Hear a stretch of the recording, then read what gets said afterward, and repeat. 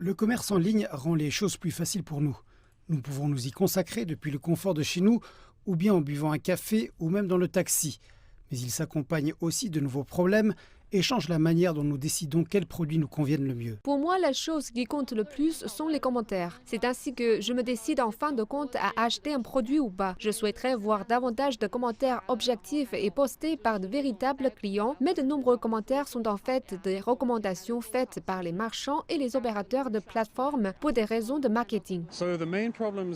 Je pense que le principal problème auquel les consommateurs sont confrontés est la contrefaçon qui, je pense, propose des produits de mauvaise qualité, donc j'ai tendance à éviter ceux-ci.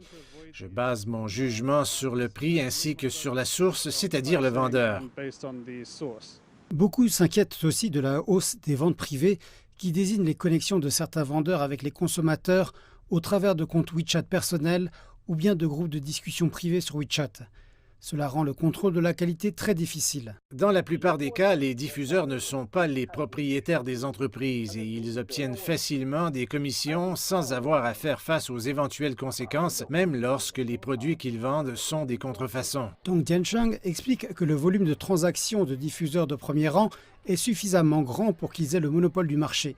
Et ceci n'est bon ni pour les diffuseurs, ni pour les consommateurs. Le modèle traditionnel de commerce électronique dispose de relevés des transactions et constitue déjà un modèle mature. Cependant, des problèmes subsistent au niveau technique et opérationnel sur la manière dont nous pouvons superviser et trouver les activités illégales dans le domaine des ventes privées. Nous avons besoin d'une solution réalisable, sinon il nous sera difficile de superviser le comportement commercial sur ce front. La consommation est l'épine dorsale de l'économie chinoise. Le total des ventes au détail des biens de consommation en 2020 était proche de 40 000 milliards de yuans, soit presque 40% du PIB de la Chine. Les experts disent qu'un sain écosystème de la consommation nécessite non seulement des règles de marché efficaces, mais aussi une relation saine entre les vendeurs et les consommateurs.